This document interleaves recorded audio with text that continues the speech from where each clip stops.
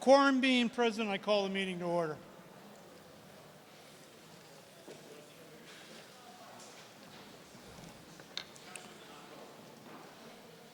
I'd like to have Holly Andrews, Michelle Kempitsky, Scotty Robinson, Mary Wilhelm, Laura Doyle, Jess Soulard, Trish Soulard, and Tina Lane as tellers, or appoint them as tellers if there is no objection. Hearing none, they are our tellers. Do we have? Can everybody stand up, please? And shake hands with your neighbors on both sides of you, in front and back. And where you're sitting, introduce yourself and say, good evening.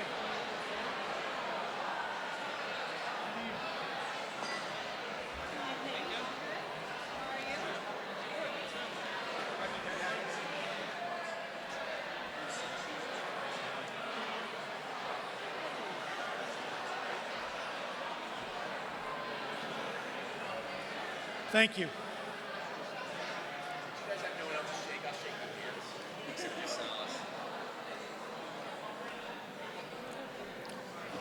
If you are a non-voter or a non-resident of the town or a visitor, can you please sit over here on this side of the room? Please be seated. The exception. They might need to repeat that. There's a couple of If you are a non-resident or a non-voter, I would ask that you sit on this side of the room against the wall. Please.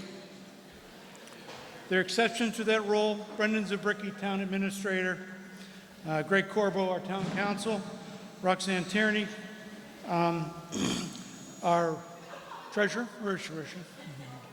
No, not Treasurer. Sorry. Members of the Manchester Essex School Committee, the School Superintendent, Pamela's here, the Gloucester Times reporter over here, and the cable, Comcast cable TV coverage, which is in the back of the room. People who are not registered voters may speak with the consent of the majority of the meeting. If you wish someone to speak, state with the leave of the meeting, I will allow to speak. Is there an objection? If there is an objection, then we will have a vote of the meeting, majority prevails.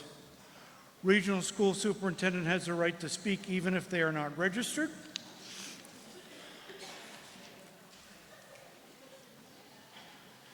I hope no one's smoking on the grounds of the school, because it's not allowed. Could everyone stand and salute the flag?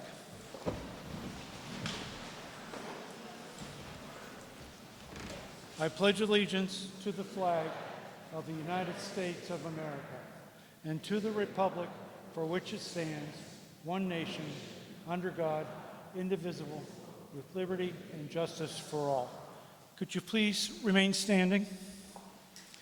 And I'd like to have a moment of silence for town officials that have passed in the past year. George Bragdon, Ruth Smith, Betsy Bevilacqua, and Pauline Allen. Thank you. Could everyone sit that's not either an appointed official, elected official, or a town employee?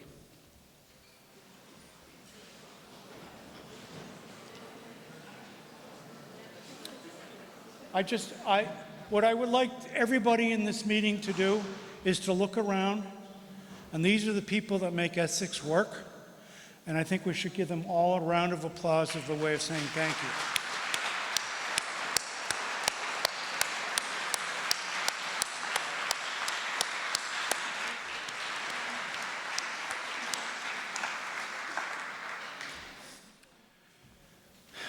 Please be seated.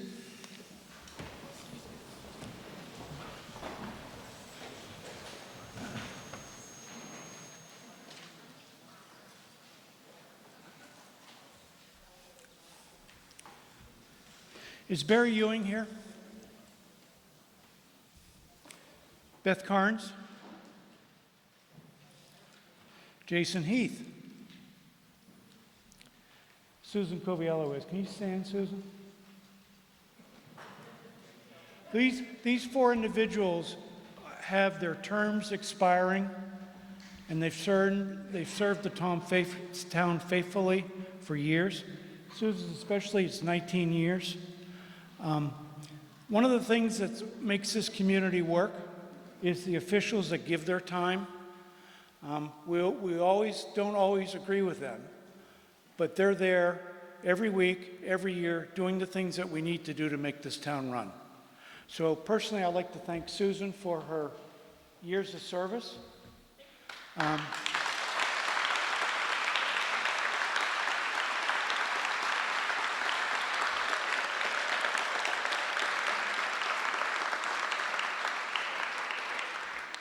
We are lucky to have people like her. And also Barry, Beth, and Jason.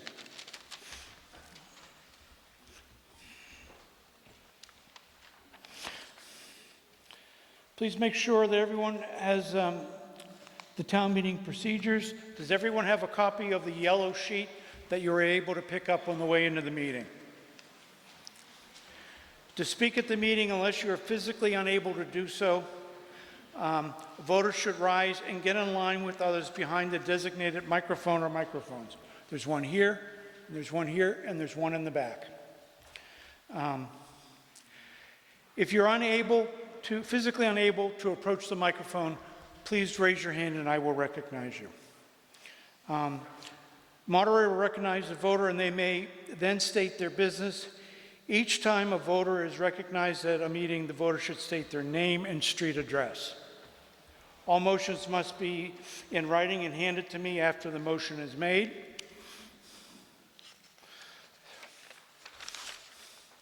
Discussion must be only to the question being considered and confined to the issues.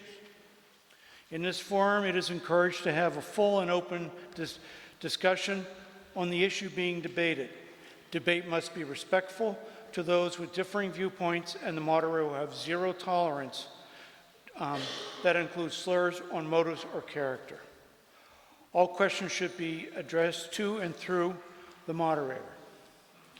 Reconsideration can be moved by anyone voting per town meeting time, section 32, page 78. Reconsideration can be only moved once by town bylaw. If the business is not complete in one evening, reconsideration can be moved in a subsequent evening. No action can be presumed to be final until the meeting is dissolved.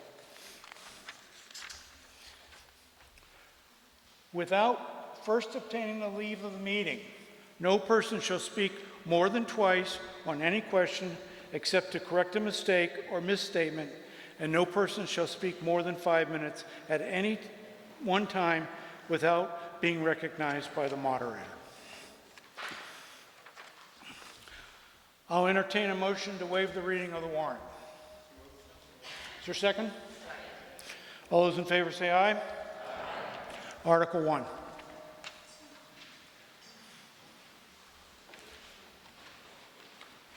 I, Lisa O'Donnell, move that the town authorize the Board of Selectmen to appoint a surveyor of bark and lumber. Is there a second? Second. Any discussion? All those in favor say aye. Aye. Opposed? Unanimous. Article 2.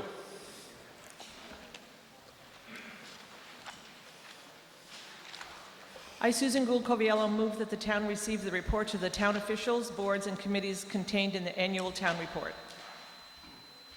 Is there a second? Second.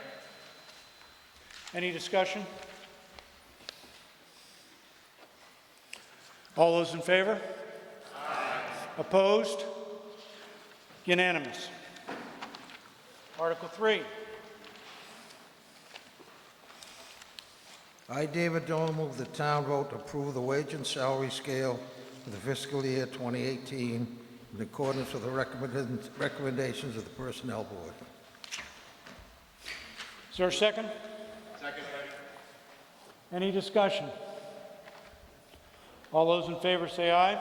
Aye. Opposed? Unanimous. Article 4. I, David Doe, move the town fix the salary and compensation of each of the elected officials of the town required by Massachusetts General Law 41, Section 108, as amended the fiscal year 2018 in accordance with the recommendations of the Personnel Board. Is there a second? Any discussion? All those in favor say aye. Aye. Opposed? Unanimous.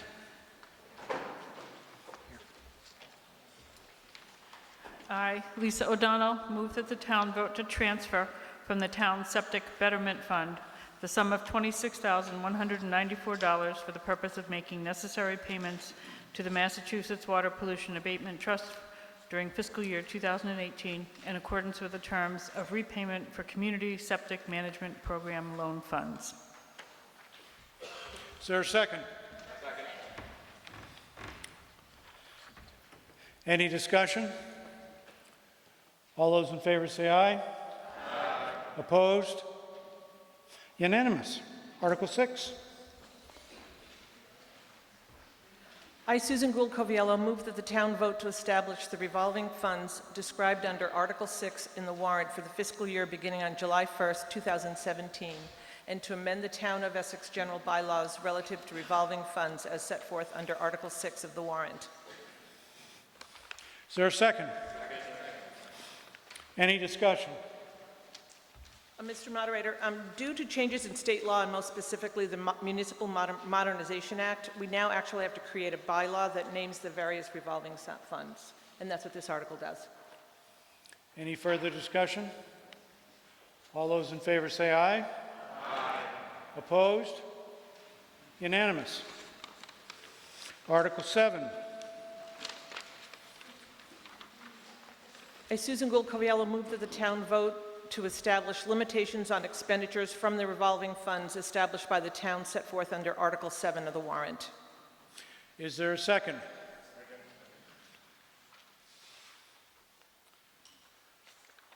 Any discussion? Yes.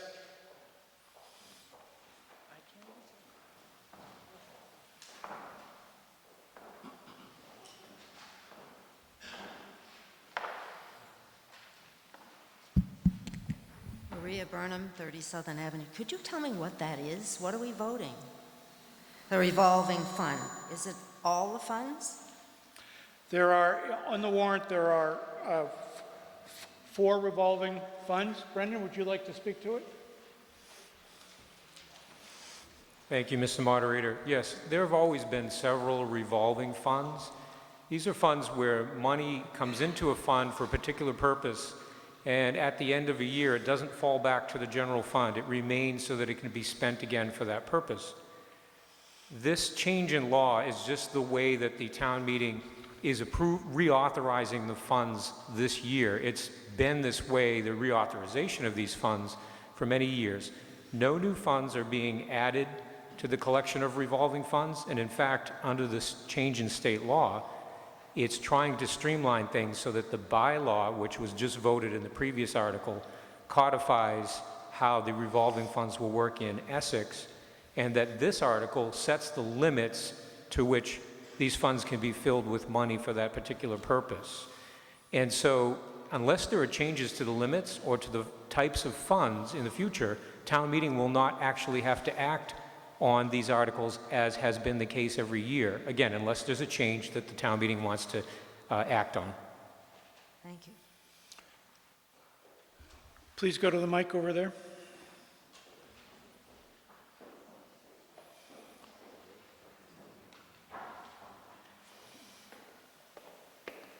Mark Renzi, 89 Choate. Just a question on how much was spent last year for these 4 items. They all seem to make sense, but just additional information would be helpful. Thank you. Finance Committee? Somebody? Thank you.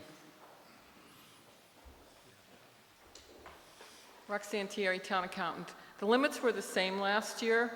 None of the funds reached those limits, however. So it's just a number on a piece of paper. The actual amount that comes in is generally been less than that, but they cannot exceed that amount. Any other discussion? Seeing none, all those in favor, say aye. Aye.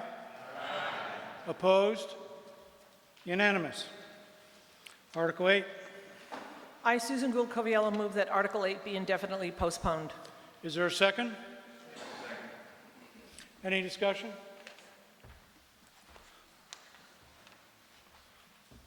In the eyes of the Board of Selectmen, the work of the Canoma Point Planning Committee is concluded. The latest iteration, I think we've been working together for about 11 years, and through that we've worked through and we've supported the Board of Selectmen and guided the Board of Selectmen in town meeting as far as what to do at Canoma Point. We've met a couple of times over this past year, and it's really felt that the job that we have performed as the Canoma Point Planning Committee has done. The bylaw will still exist, and a future town meeting may elect new members if circumstances arise.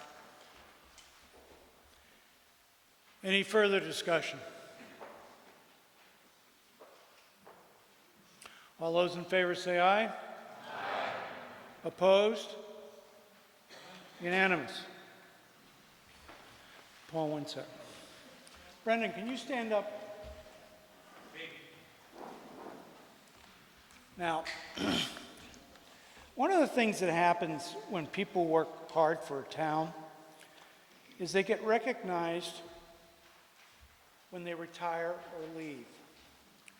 And the little sneaky ran out when we were doing the intros. But when I was selectman, probably the best thing that I ever did was hiring Brendan. And when I look back at the years that he's been town administrator, with the sewer, the regional schools, all the litigation that we've had, the writing of the grants, the town hall, all those things, a lot of them wouldn't have happened if it wasn't for Brendan. And he's a guy that doesn't look for accolades. He does his job every day, and he does his job probably better than any town administrator in the state or in the Commonwealth. So what I wanted to do tonight was, I think he deserves recognition. And when you guys, or when the townspeople go into the town hall, when it's completed, because it's almost completed, and you see the job that we've done on that, which is another project that Brendan was the quarterback on, you really get the idea how valuable he is to us. So what I would ask everybody to do is please stand and give him a round of applause.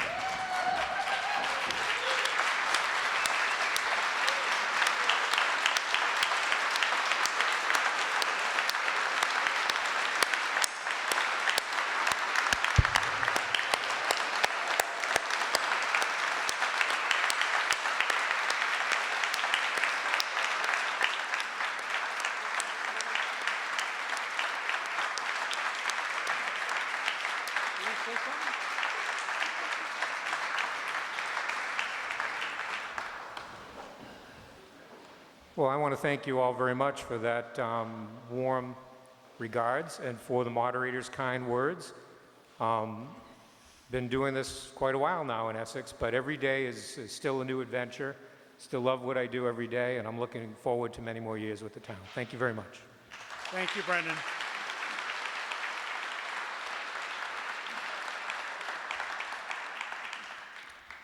Paul.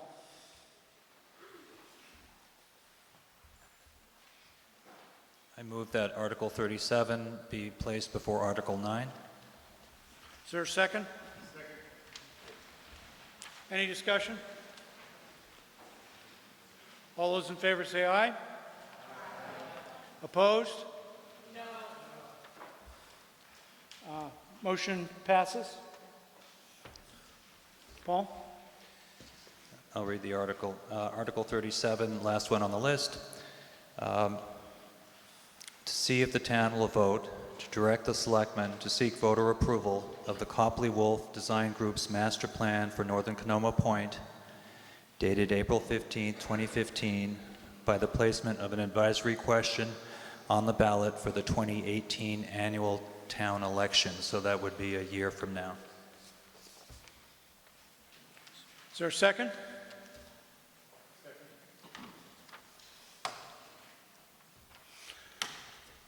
Paul? Good evening.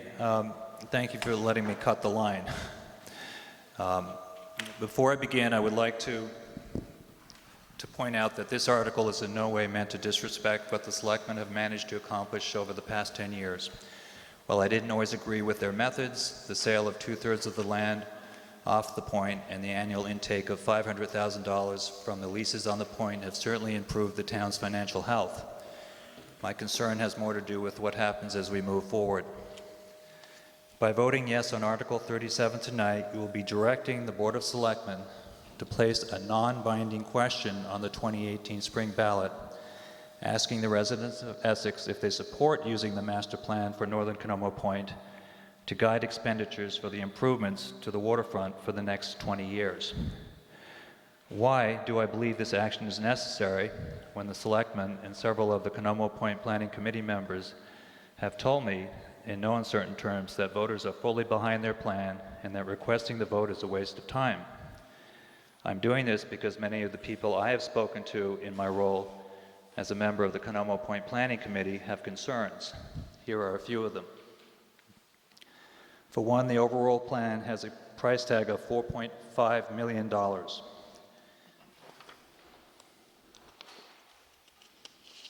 It goes without saying that over the next 20 years, those estimates will increase.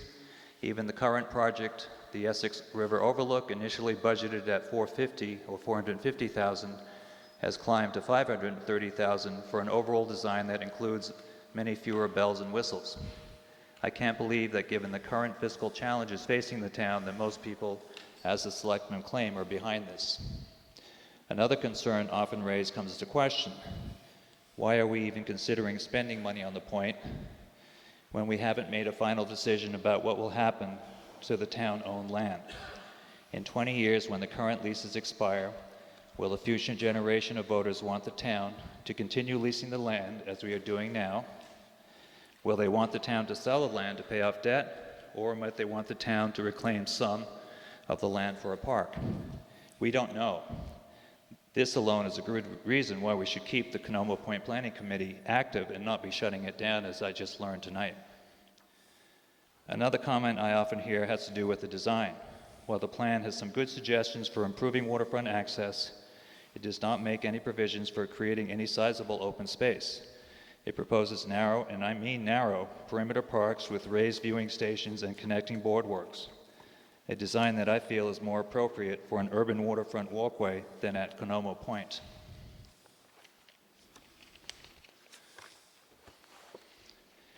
Many of the people I've spoken to believe that during the next 20 years we have a responsibility to maintain the current infrastructure at Canoma Point. We also have a responsibility to review all the plans that have been made over the past 20 years, including the first plan by Tainer Associates. We should also be setting up a Northern Canoma Point fund to annually place some of the money from the leases so that we don't feel we have to spend it on the spur of the moment, and also to give a future generation of selectmen and planners more choices. We should not be imposing a design that may have no benefits to residents except for those that lease or may eventually own the land. I could go into a lot more detail, but we don't have that time. The selectmen claim and may repeat their view tonight that voters unanimously approved this plan at the annual town meeting in 2015. Let me remind you that back then you were asked if you agreed with extending leases for another 20 years and making improvements to waterfront access. The plan itself was only referenced in the article.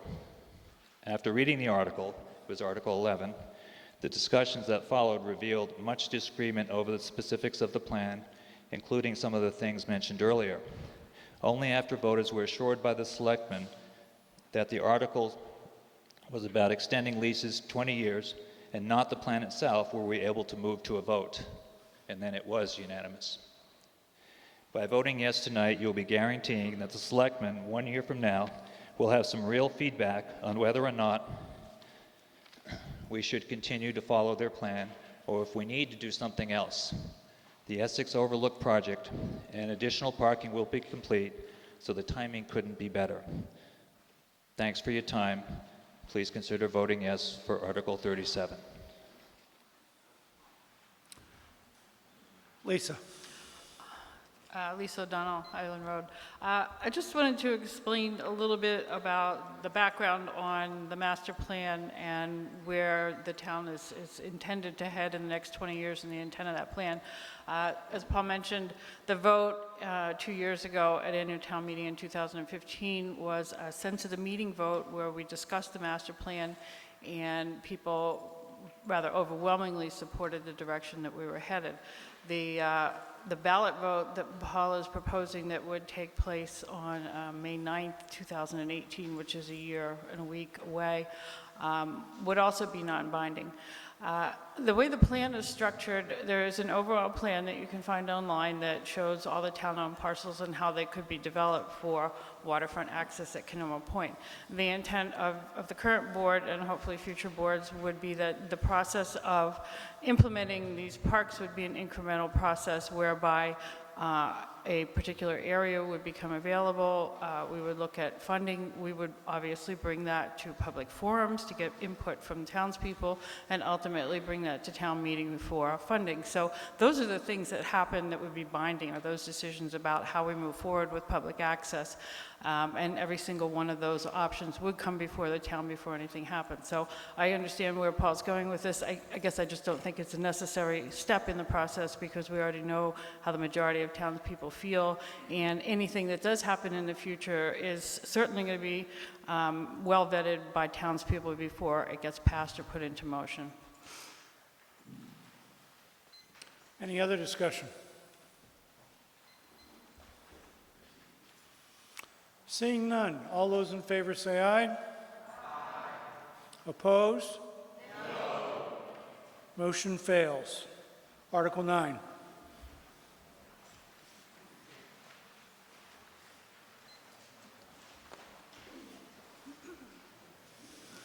I, Lisa O'Donnell, move that the town vote to transfer the following town-owned properties from the Board of Selectmen acting as Canoma Point Commissioners, which properties are currently held for purposes of lease, to the Board of Selectmen acting as Canoma Point Commissioners for general municipal purposes. 4 Canoma Lane, map 108, lot 23, 8 Canoma Lane, map 108, lot 24, and 1 Robbins Island Road, map 108, lot 20.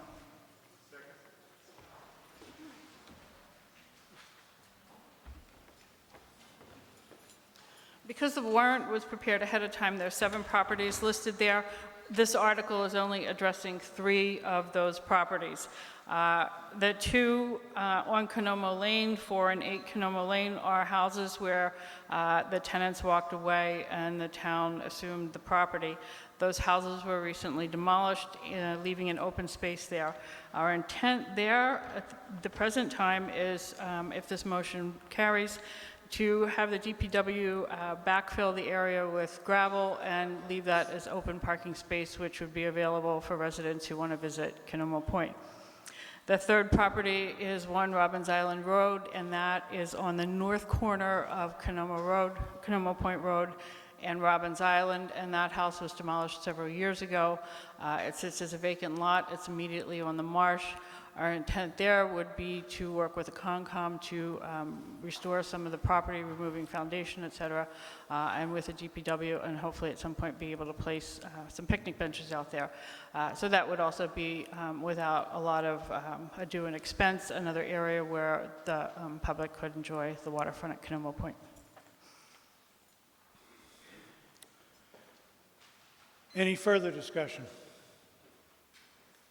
This vote is 2/3.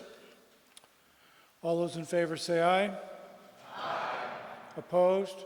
No. I declare it 2/3. Motion carries. Article 10.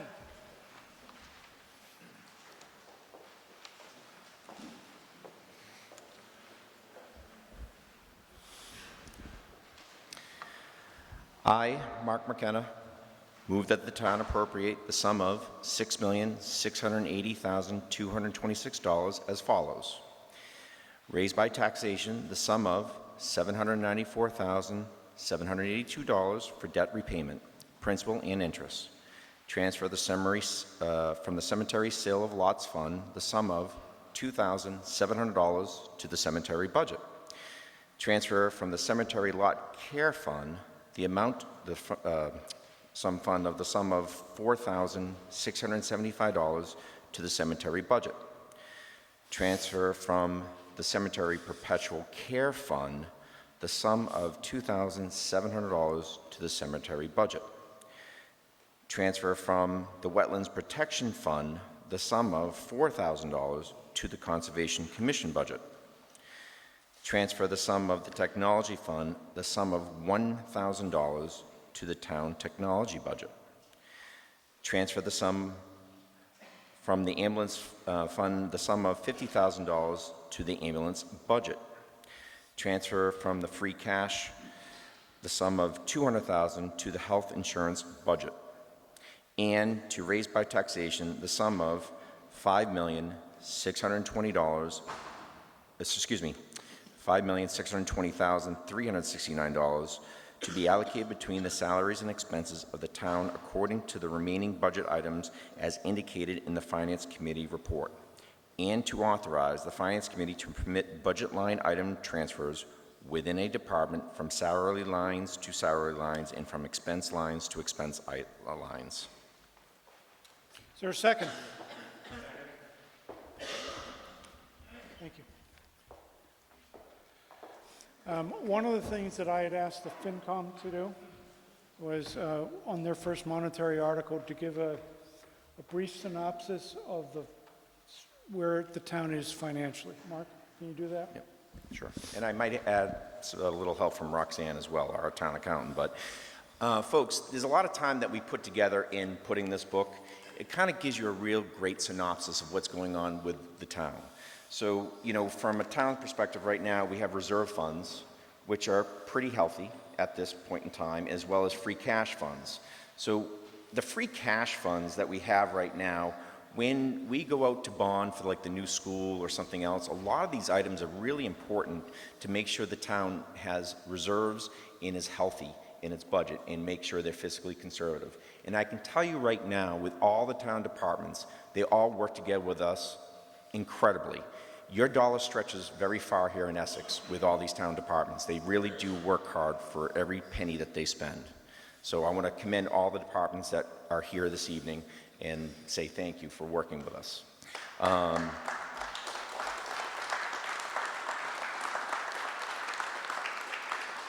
On page 4, right here, 1V, if you take a look, what we're voting on right here is Article 10, the operating budget, which is $6,680,226.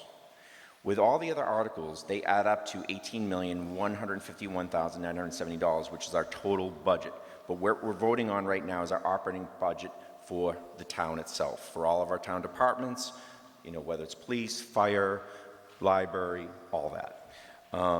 And if you go down, so it tells us about what our expenses are and where our revenue is being raised from and what total amount is being raised and what the difference is. And right now, we are under, right now, $157,396. And again, that is because of our town departments. So we are under the levy limit. There is no override or anything else this evening. We haven't had an override in, I think, 5 years. And before that, it was much longer than that.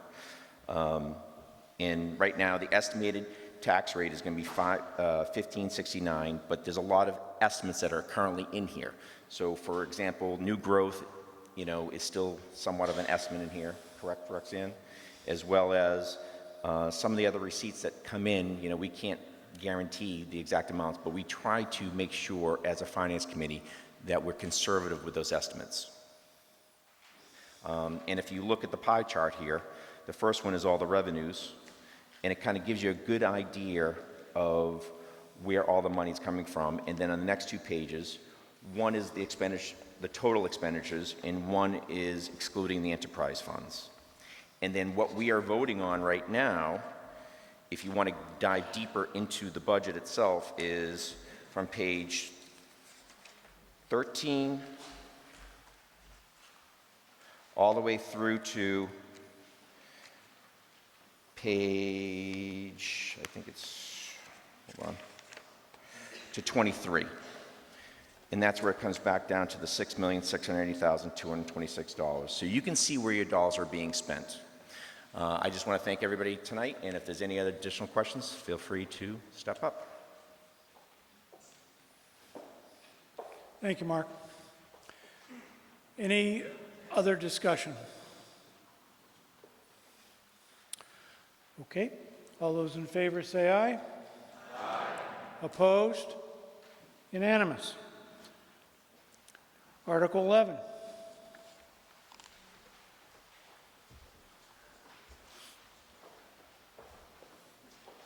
Paul Rulo, DPW Board Member. I, Paul Rulo, move that the town vote to appropriate the sum of $2,070,513 for the Sewer Enterprise Fund budget as follows. A, debt repayment, principal and interest, the sum of $928,316 from sewer betterments, and the sum of $328,911 to be raised by taxation, and B, funds to be allocated between salaries and expenses of the sewer department, $788,286 from departmental receipts, and the sum of $25,000 from sewer enterprise free cash, all as indicated in the Finance Committee report, and to authorize the Finance Committee to permit budget line item transfers within the sewer department from salary line items, from salary lines to salary line, and from expense lines to expense lines. Thank you. That $2 million is the annual operation and maintenance budget for your sewer system. This year, that increase is 1.8% higher than it was from last year's O&M budget for the sewer. Any further discussion? Seeing none, all those in favor say aye. Aye. Opposed? Did I hear no? Unanimous. Article 12. I, Paul Rulo, move that the town vote to transfer from sewer enterprise free cash the sum of $37,500 for the purchasing and installing replacer grinder pumps for the town's sewer system and all work incidental or related thereto. Is there a second?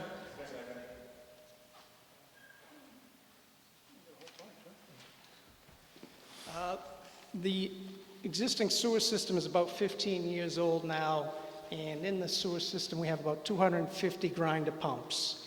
And a lot of them have been needed to be replaced. When we got the sewer system, there were some spare pumps, and the stock has been depleted, and this money will be used to replace the grinder pump stock. Any further discussion? All those in favor say aye. Aye. Opposed? Unanimous. 13.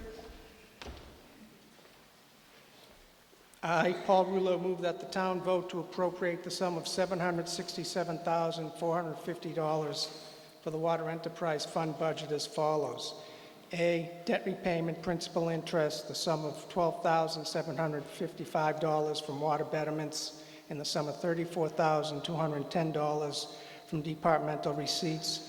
And B, funds to be allocated between salaries and expenses of the water department, $720,485 from departmental receipts, all as indicated in the Finance Committee report, and to authorize the Finance Committee to permit budget line item transfers within the water department from salary lines to salary lines and from expense lines to expense lines.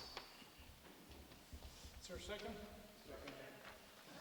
That $760,000 is for the operation and maintenance of the town's water system.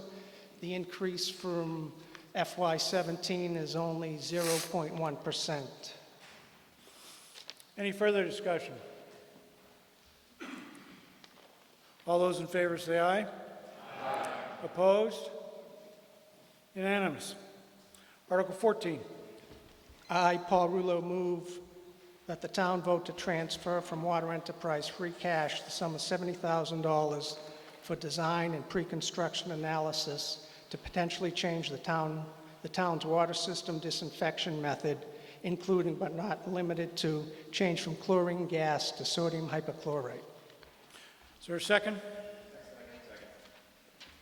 Paul? The existing treatment plant, water treatment plant, was built in '82. The disinfectant at the time that was installed is chlorine gas, a extremely hazardous chemical. And from the urging of the state DEP, they're trying to have all the water utilities switch over to something less harmful. In this case, it would be sodium hypochlorite, which is a chemical very similar to bleach. So the $70,000 that we're asking for is to do some planning and design of that alternative disinfection system. Any discussion? I have a question. Sarah Hammond, I'm on Main Street. Is the difference between switching from chlorine gas, which does gas off and leaves the water, versus the chloramine, does that stay within the water and not gas off? Chloramine? I'm sorry. You asked. It might be when I can ask you later. You can. Is there any residual with the new hypochlorate? Does that stay as any residual component within the water versus a chlorine gas that can be bubbled off completely? Oh, I understand your question. Yes. Under the current disinfection system, at the extremities of the system, you obviously try to have a chlorine residual at the end, so the end users that during a low demand period, like in the winter when you're not using much water at the end of a dead end line, that the disinfectant is still in the water. And yes, with the proposed sodium hypochlorite, the study will also include, a dosage so that the extremities of the system are still, the disinfectant is still in the system at the end of the line. So yes. Any other discussion? Yes. Mike Dyer, Indian Rock Lane. I'm a big fan of our drinking water. I just want to make sure it tastes the same with this new treatment. That's something that we'll have to look at when we do this study, if there are any water quality and taste differences in it. I don't think so. We haven't heard from any of the other local communities who've switched already that they've had any taste issues, but that's something that'll be addressed in the study. Any other discussion? Seeing none, all those in favor say aye. Aye. Opposed? Unanimous. Article 15. Mr. Moderator, will you indulge me? Can I speak a few words? You may. First, I want to also jump on the Brendan Zubricki bandwagon. He's a really wonderful asset to our collaborative team, and you're an honest broker, and we do appreciate it. Thank you. I wanted to take a moment to wish Susan Coviello well as she leaves the Essex Board of Selectmen to conquer other worlds. Since before we regionalized to become the Manchester-Essex Regional School District, Susan was our champion. Through her 12-plus years on the school committee, she worked to usher Essex through the regionalization, hammer out how our two towns will collaborate, supported development of a central office staff and the configuration of schools, helped build a high school, and kept us on task to meet the needs of all learners.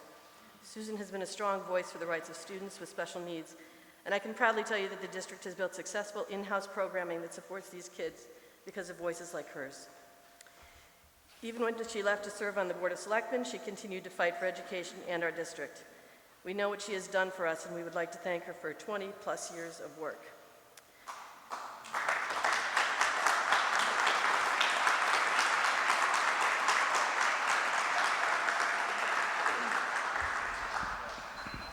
No one ever does that. I just want you to know that wherever you end up, we know that you've got our back. And we have a big gray sweatshirt for you. Because every girl needs a sweatshirt, right?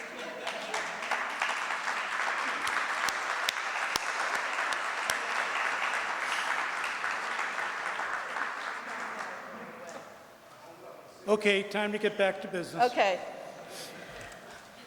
Mr. Moderator, I, Ann Cameron, move that the town vote to raise and appropriate the sum of $7,593,144 to fund the town's assessment from the Manchester Essex Regional School District. Said sum to be calculated solely in accordance with the agreement between the towns of Essex and Manchester by the Sea, Massachusetts, with respect to the formation of a regional school district, as most recently amended by invoking and approving the provision found in paragraph 4 of the Massachusetts General Laws, Chapter 71, Section 16B, allowing district members to reallocate the sum of their required local contributions to the district in accordance with the regional agreement for the fiscal year beginning July 1st, 2017. Is there a second? Hi, everybody. The Manchester Essex fiscal year 18 operating budget assumes spending growth of $783,000, which is 3.3% more than fiscal year 17. The district is expecting non-town revenue growth of 4.1%, as we've increased our state aid estimates slightly to align with current year actual funding. As a result, the assessment to the towns is 3.2% above fiscal year 17. This budget fulfills a school committee goal to present budgets that work within the levy limit. The consistent support of our town administrators, boards of its selectmen, finance committees, and taxpayers allows Manchester Essex to continue to be among the highest performing districts in the state. At the same time, our per pupil cost is at the state average and is the lowest on Cape Ann. I'm going to say that again.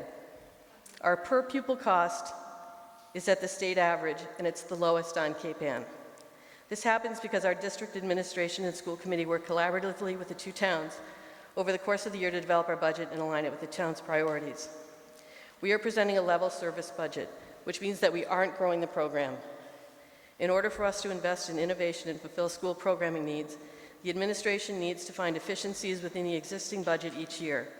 With rising healthcare costs this year, that has been a particularly daunting challenge. Some of the efforts we have employed to maintain reasonable budget growth include outsourcing many operational services, negotiating employee benefits to fund long-term benefits, or OPEB, and refinancing our debt from the middle high school project in order to save the taxpayers $1.7 million over the remaining life of the bonds. In terms of capital and buildings, we have established a school building committee for the Memorial School project, and which is made up of equal numbers of highly qualified volunteers from Manchester and Essex. We are now entering the feasibility study for that project and will begin to study the most cost-effective and beneficial way to proceed. At the same time, we are maintaining the Essex Elementary School so that we can extend its useful life and time its renovation or reconstruction when the two towns can best afford it. Within our schools, the district is conducting a number of studies to improve operations and educational quality, including a middle school review by the New England League of Middle Schools, a review of special education in the elementary schools, and a technology review. Similar work can be expected next year. We continue to focus on the social, emotional health, and well-being of our students. We see this as critical work and one of our primary school committee goals.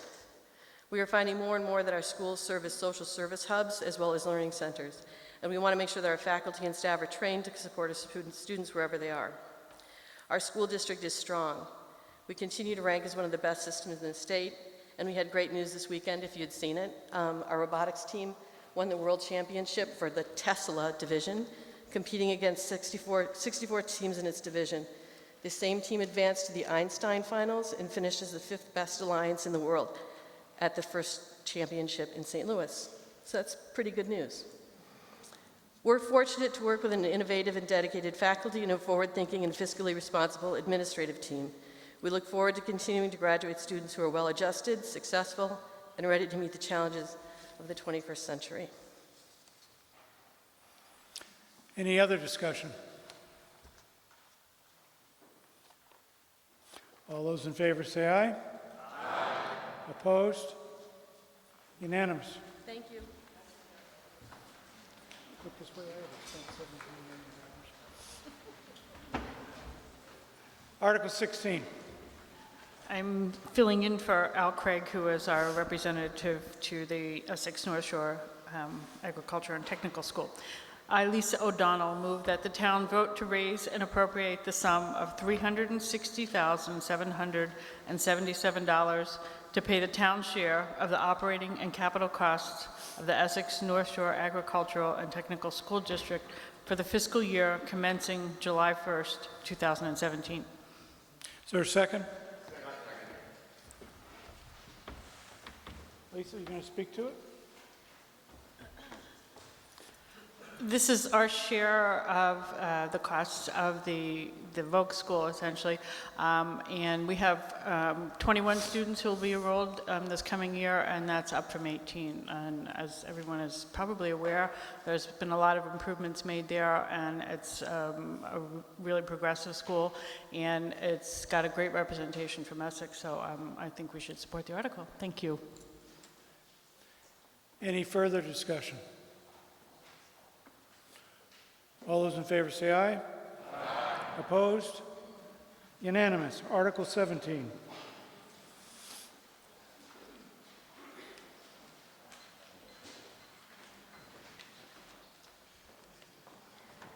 I, David Driscoll, move that the town vote to borrow the sum of up to $1 million for the purpose of financing the following water pollution abatement facility projects: repair, replacement, and/or upgrade of septic systems, pursuant to agreement between the Board of Health and residential property owners for payment of project and financing costs by such property owners, including without limitations the payment of all costs thereof as defined in Section 1, Chapter 29C of the Massachusetts General Laws, and to meet with appropriation, the treasurer, with approval of the Board of Selectmen, is authorized to borrow such sums or sums of money under General Law C-44 or any enabling authority, which amount may be borrowed through the Community Septic Management Program offered through the Massachusetts Clean Water Trust, or otherwise, provided that any premium received by the town upon the sale of a bond or note approved by this vote, less any such premium applied to the payments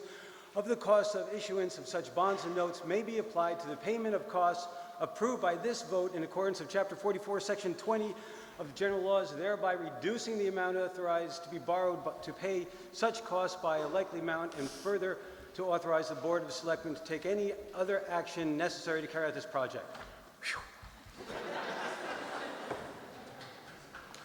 Well, I have no idea what I just said. Second? Okay. But I was just. Thank you. I'm sorry. Okay. Right. I was asked to read this for the Board of Health, and Aaron Kirshner came up with this plan, and I thought it was a great, great program, which actually the town has been involved with before, so this is really nothing new. Okay, how's that? Okay, so, because the Board of Health is responsible for the permitting and the enforcement of public health issues to the community. Homeowners are often encountered on septic systems failures.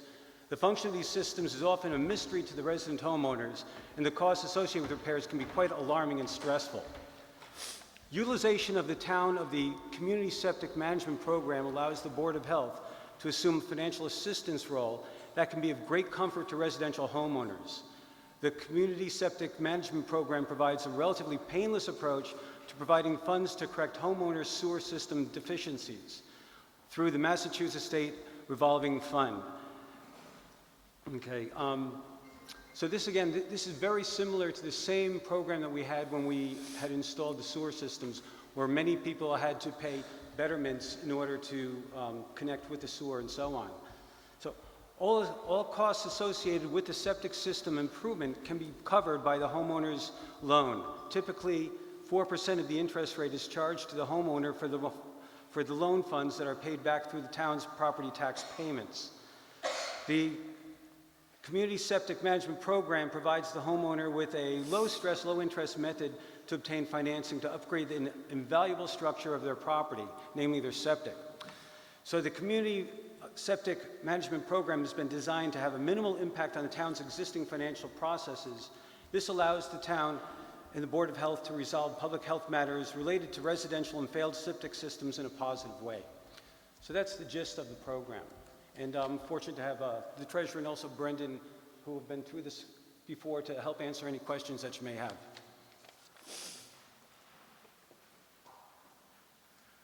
Any discussion? Yes. Could you please come up to this mic or go to the back mic?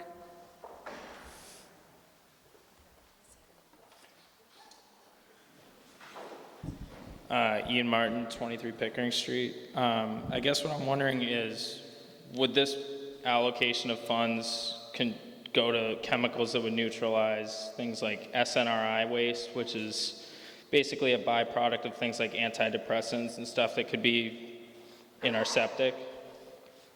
No, this is basically a program that's aimed at bringing septic systems up to code.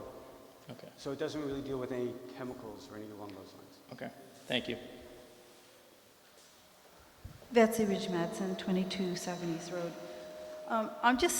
It's not on our chart of monetary articles, so I missed the beginning number of what we were raising and appropriating. You missed the beginning number. It was Article 17? Is that? 16 and 18 are on the chart, but 17 is not. Go ahead, Brendan. So the amount of money that the town meeting is being asked to authorize is up to $1 million. The reason it's not on the monetary summary is because it's money that will be repaid by the user of the program. So if someone puts a septic system in the ground, they will be expected to pay the town back, and then the town makes the payments to the state. So the town is actually obtaining the financing, but the town is not the payer unless someone defaults. If someone defaults, we would use the extra interest that's collected to cover the town, and the person's house would actually, or their property would have a lien put against it, so that the town could recover that in a different way. Any further discussion? This requires a 2/3 vote. All those in favor say aye. Aye. Opposed? Unanimous. Article 18. Don.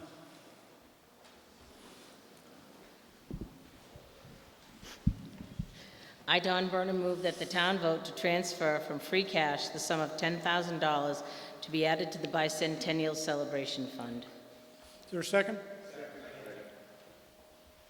Sorry.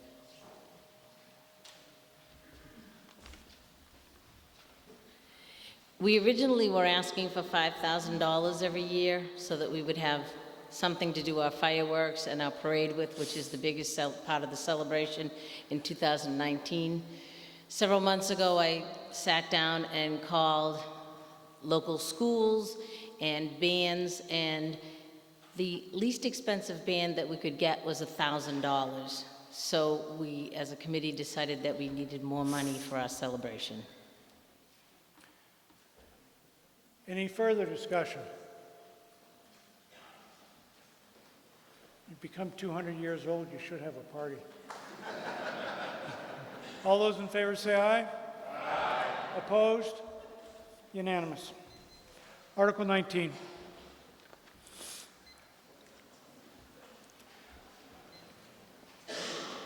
I, Scott DeWitt, move that the town vote to amend Chapter 7 of the town's general bylaws as it relates to the establishment of users' fees for the use of the town dump by amending Section 7.2 as set forth under Article 19 of the warrant. Second? Is there a second?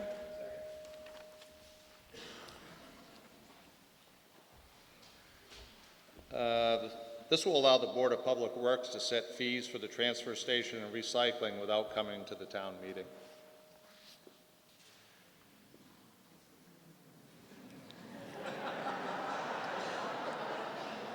Any further discussion?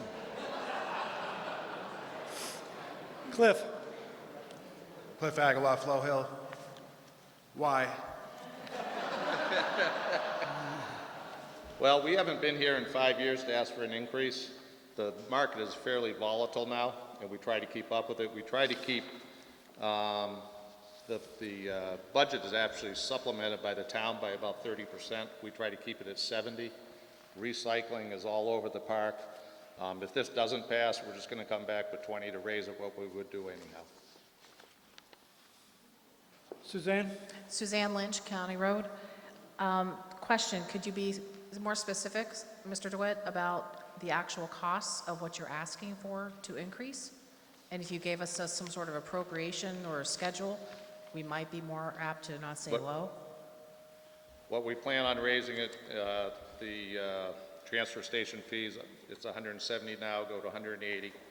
The bulk item fee from 10 to 15, and the Freon from 15 to 20, and the 65 and older would be $90. May I readdress? Excuse me? Mr. Morano, may I readdress the question? I'm sorry.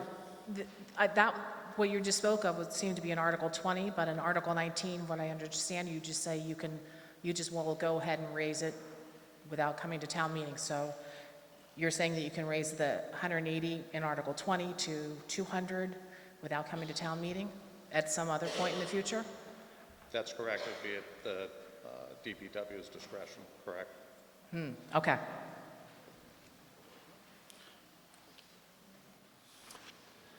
Cliff, your second time? No, I had not, I yielded the floor to Suzanne. So, if you didn't notice. If we, I don't want to discuss the next article, I guess that's the question. If you were to raise the fees tonight, what would we be facing instead of just a random number that is market-driven? Excuse me? Say you can adjust the dump fees based on the market rate. Yes. That's what we would change, what I just And so mentioned. how often would that be adjusted? How do we know what our dump fees would be? It's been the... And when do they get adjusted? The recycle, it's similar to what we do for water or sewer. We change those rates as need be. We haven't raised the transfer station fees for 5 years. I think if you look at the record, it speaks for itself. Thank you.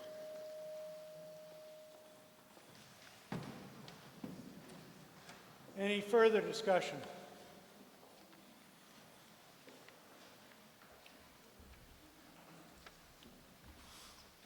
All those in favor say aye. Aye. No? Say no. All those opposed, so. Let's do that one more time, please. All those in favor say aye. Aye. All those opposed say no. No. Motion fails. Article 20. I, Scott DeWitt, move that the town vote to increase the various town transfer station bulk item disposal fees by $5 each, and to increase town transfer station sticker fee by $10 for non-senior citizens and by $5 for senior citizens, those 65 and older. Is there a second?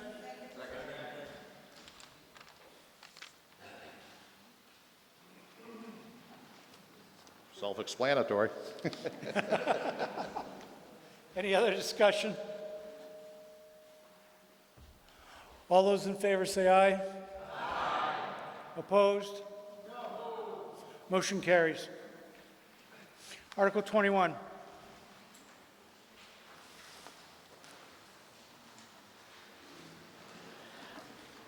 I, Lisa O'Donnell, move that the town vote to amend Chapter 4 of the town's general bylaws as it relates to penalties for non-payment of taxes and other fees by amending Section 4-13A as set forth under Article 21 of the warrant.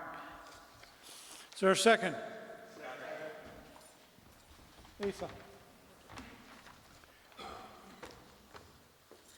So the actual change to the bylaw, the wording is in the Green Handbook, and what it essentially does is instead of having, right now, the way backing up, sorry. This is an article because of the Municipal Modernization Act, and they've changed the way that the Finance Department or the Treasurer can collect and track taxes. And what it formerly allowed is that once a year they could fine people who are in arrears for non-payment, and then that information could be used to withhold permits and licenses and things like that.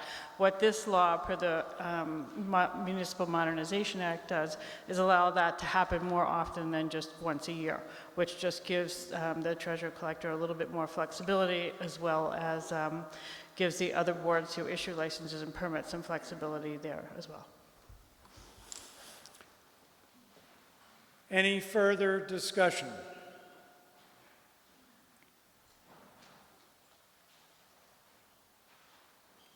Dominic Olivo, 2 Southern. Is there any information on how periodically that would be? How often? How many per year? Or just up to their discretion?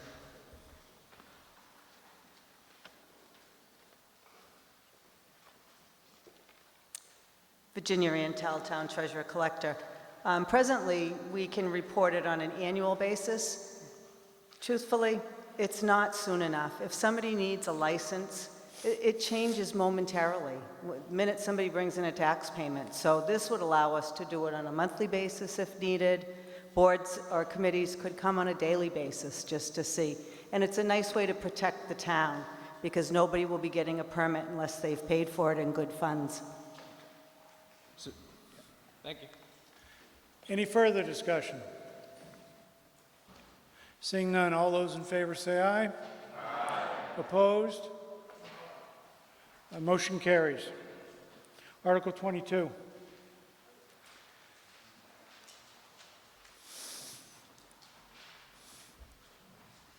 I, Susan Gould Coviello, move that the town vote to authorize the Board of Selectmen to petition the Massachusetts General Law for special legislation as set forth under Article 22 of the warrant to allow police officers retiring from the town of Essex to work police details, provided, however, that the General Court make clerical or editorial changes of form only to the bill, unless the Board of Selectmen approve amendments to the bill before enactment by the General Court, and provided further that the Board of Selectmen is hereby authorized to approve amendments which shall be within the scope of the general public objectives of this petition. Is there a second? Thank you. Mr. Moderator, would you please recognize the chief and he can speak to this article? Should we allow the chief to speak? I think so. Good evening, Peter Silva, the police chief. If I could just take a minute just to kind of give you a quick synopsis of how this came about. I was approached by one of our officers, one of our full-time officers, who had asked, he was contemplating retiring, and the question was, can I stay on and still work details? And at the time, I thought that that was kind of a simple request until we had looked into the matter. And although there are some communities which keep them on in some capacity, when I say they, keep retired officers on the department in some capacity, there's actually a process that you have to follow to do it legitimately. And it requires special legislation, and it's not as complicated as it seems, but this is the first step in getting that legislation. Essentially, what I'm asking you tonight is to let the Board of Selectmen petition the State House to do this. There are many communities that have done this, and unfortunately, there's a lot of communities that have not done it. And this is the appropriate way to do it. And you can say, well, what's the cost of this? This is one of the good articles that it's not costing anything, if you can believe that. Essentially, a retired officer, as the scenario that I just gave you, would still remain in the department, would be a non-union member, and essentially that officer would be required to maintain all of the host of trainings that we're required to do. And there's many of them. There's firearms training. There's legal updates. There's a whole ton of the things. And the expense would not be borne by the community. It would not be borne by Essex. It would be the office's responsibility. So that's the scenario that we have before us right now. And there's many benefits that I can think of that would certainly help. If you have a town employee that's been working for the agency for a long period of time, and to have that resource that has the local intimate knowledge, that knows the people, that knows the area, it's a great resource, because every day when we're filling these police safety details, we could get an officer from out of town. So quite simply, you're benefiting by having somebody who has worked for this community, who probably most of you would know and know the area. And it would be, I think, a great respect to the person that's been working for the town, and it would be a great resource to have that individual that was working for the community, knows the community, and would, again, be responsible for their own uniforms, be responsible for their own training and so forth. So that's what I'm asking you to do tonight, to allow the selectmen to petition the State House. Any further discussion? Yes.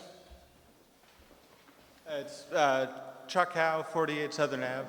Question I have is, how does the cost of detail, maybe on an hourly rate, compare for a retired or experienced officer versus a typical officer in the department? Is it a higher rate? That's a great question. It would be the same. I mean, essentially we have one, well, right now we have two detail rates. We have one that if they're working for the town and they're a full-time officer, per contract they get a certain wage for that. If it's for example, a utility or whatnot, National Grid, one of the gas companies or whatnot, then it's another rate for them. So they would essentially inherit, or they would be getting the same rate as everybody else does, if that makes sense. Sure. Rob? Lisa? I just wanted to speak from the town's perspective regarding this article.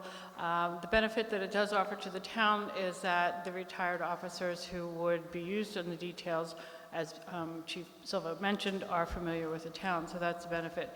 Formalizing this process through special legislation protects the town through implementing the proper levels of liability.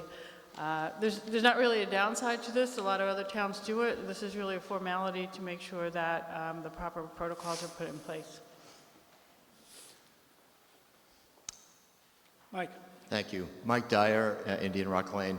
A few years back, I was on the Public Safety Committee looking at police and fire operations. And we noted at the time the department has quite a few junior officers, officers in training, special officers, part-time officers. There are quite a few beyond the full-time officers that the department uses. So the question is twofold. How would the wages paid to these retired officers compare to the wages that we pay to some of these other special and part-time officers? And the second part is, would having more officers available in some way add pressure or push up the number of hours that we're actually using special officers? It seems like the temptation might be there to use more officers. Yeah, Mike, thank you for the question. Regarding your first question, the expenses for we have full-time officers, we have reserve officers, and what we had done, what I had started some time back, is we have what we call special police officers. And these are people who are trying to get their foot in the door. It's kind of like what would be an auxiliary police force. I started my career years ago as an auxiliary. It was a non-paid position. Unfortunately in town, not unfortunately, but the way that the charter is set up in town, the auxiliary would fall under the fire chief. So essentially, if you had an auxiliary police officer, they would answer to Chief Doucette, which is fine with me. Dan, you can. But essentially, I hope that answers your first question, Mike. There is no pay for the special police officers that we have. You may see them at the car show. You may see them riding in the cruiser. They're training. It's a volunteer position. It's in hopes of getting a reserve position at some time in the future. They're required to get their own uniforms. They're required to still do the medical requirements that we're all required to do. And there's so much training that's involved in this. So being a special is a fantastic opportunity for somebody to get their foot in the door, to get some experience, and to get hands-on training for this at zero cost to the town. Okay. The second question, Mike, do you mind just repeating the second question? More officers? Well, if I can clarify the first question first, these specials that you're describing, these are not people who would be working details, is that correct? They would only, they're not, what I'm asking you for tonight, the special legislation, if it's approved in Boston, they would not necessarily be specials, unless that's what we decide to call them. They might be a community service special officer. So again, I wouldn't get caught up in there's no cost. You're not paying for uniforms. We're not responsible to pay for their training. very similar to what we're calling the special officers right now. With your permission, Mr. Moderator, I guess to try to clarify it, would these retired officers hired as specials be replacing these other trainees and special officers on road details? No, they would not. In fact, presently, right now, the specials cannot work because, again, they don't have the experience of the reserve officers. So right now, we get so much benefit from the special police officers that we have at zero cost to the community. Again, so if you saw 2 officers in a cruiser, one of them very well may be a special at zero cost that's learning the ropes, and hopefully somebody that's going to be serving the community in that capacity, hopefully in the near future. Over and out. Thank you. Any other discussion? Yes. Laura Doyle, Maple Street. I just wanted to check and see if anyone has reviewed the pension rules around being, if someone's retired, if they can work part-time. I know some pensions have rules around that. Go ahead, PZ. That would be a separate process that the officer who's interested, the retired officer is interested in working. If this special legislation passes, they would have to consult the Essex Regional Retirement Board to determine what their limitations were, and it would be their obligation to stay within those limitations. Thank you. Any other? Yes. Bob Jaron, Riverview Hill. Would the priority still be given to full-time regular officers in doing this extra duty as opposed to having it turned over, which could supplement their salaries and stuff?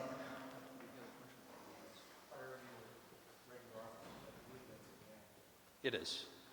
That would be in the act.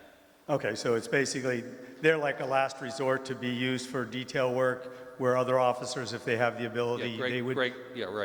Great question, Bob. Essentially, it would go through we have a system that we have right now. Right. So it's not putting anybody ahead of anybody else. It's all fair game. It's just, it's a very, very helpful resource. No, I was just concerned to make sure that the full-time officers get the first crack at any detail work and stuff. Yes, they do. Any further discussion? Seeing none, all those in favor say aye. Aye. Opposed? Unanimous.